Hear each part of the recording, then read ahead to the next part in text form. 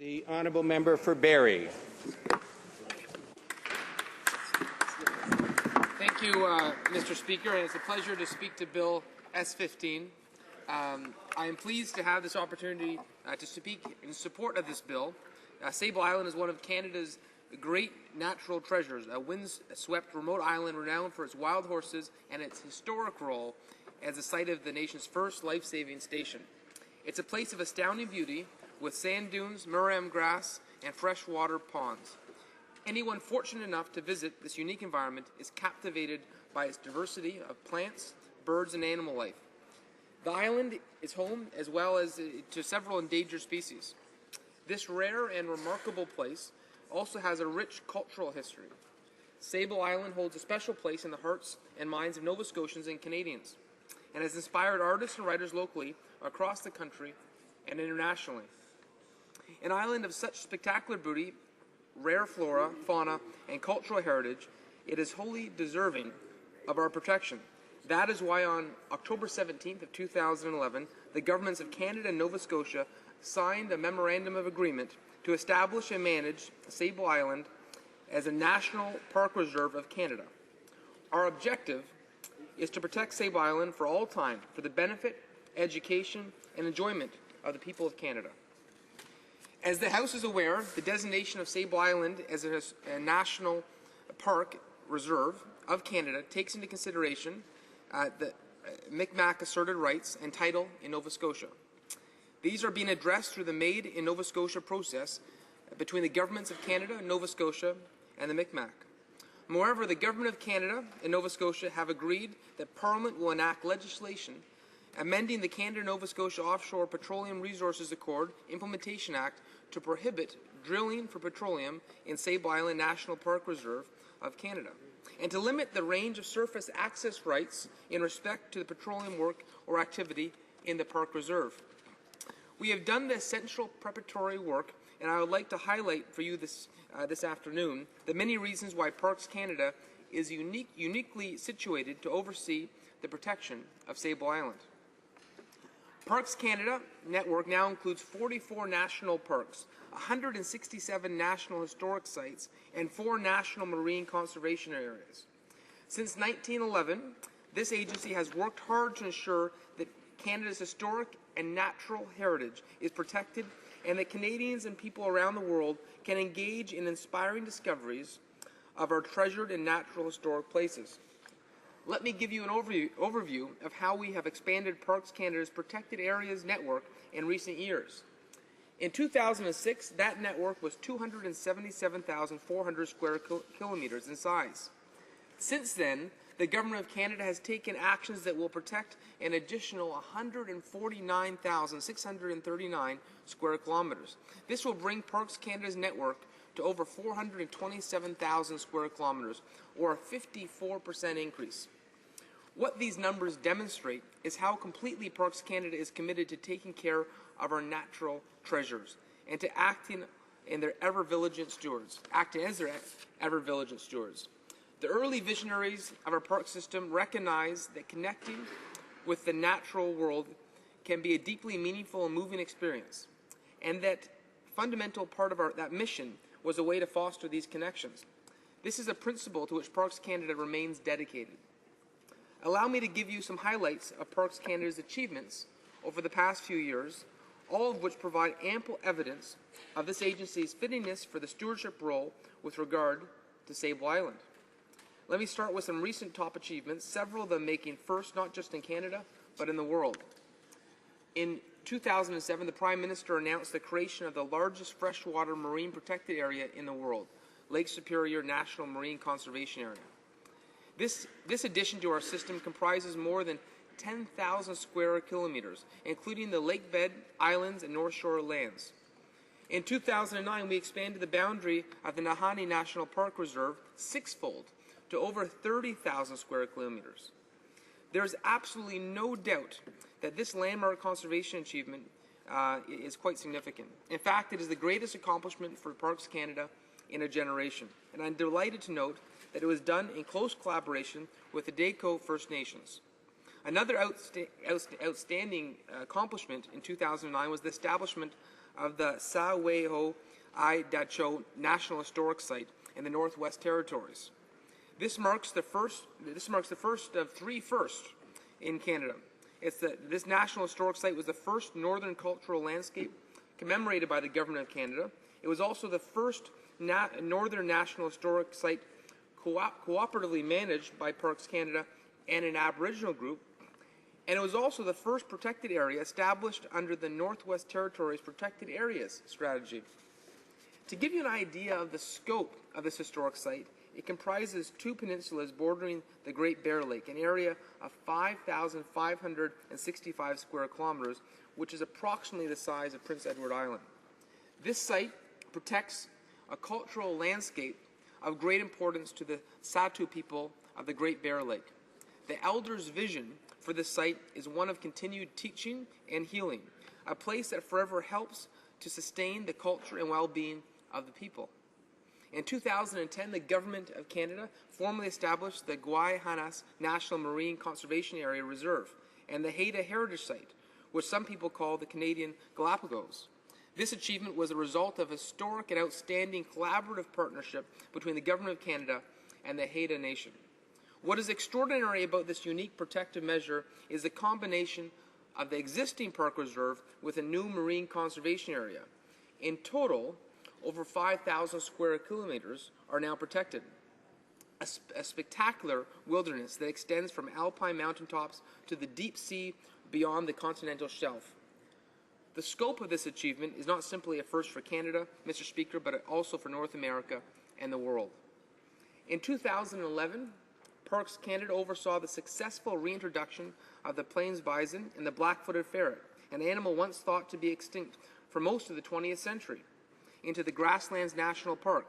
This measure was part of a $75 million investment to improve the ecological integrity of national parks and national park reserves across Canada. It was also in 2011 that the Government of Canada announced it would create Canada's first national urban park in Toronto. The concept of a national urban park is an entirely new and unique one to Parks Canada and indeed to Canada.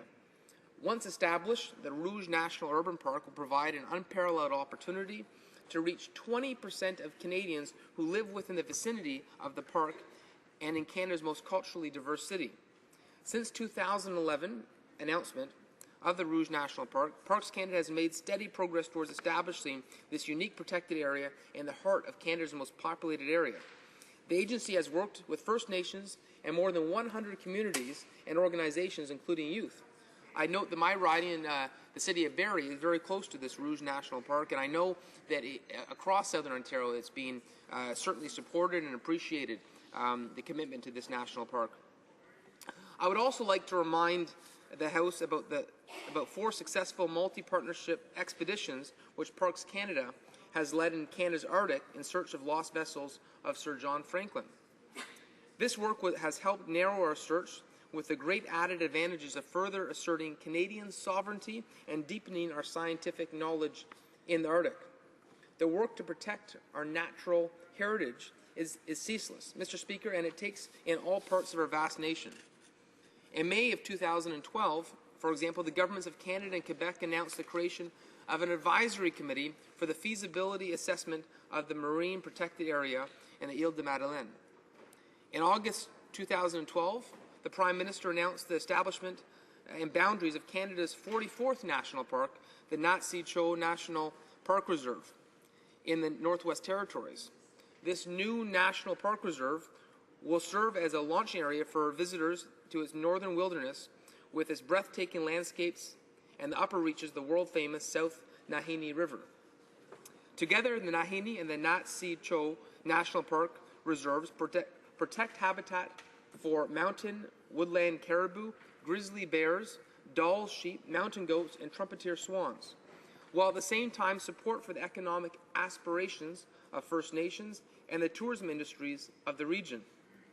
Mr. Speaker, I need hardly tell you that the Parks Canada role in the protection of our diverse, precious natural areas and species is one which all Canadians can justly be proud.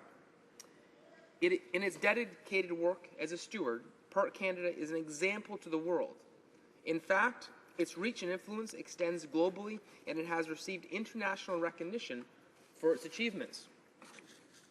For example, in May of 2011, the World Wildlife Fund International recognized Parks Canada with its prestigious Gift to the Earth Award.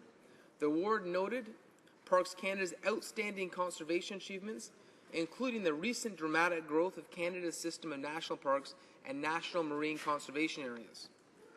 In September 2012, Parks Canada led the development of the publication titled North American Protected Areas as a Natural Solutions for Climate Change, released at the International Union for the Conservation of Nature World Conservation Congress in South Korea.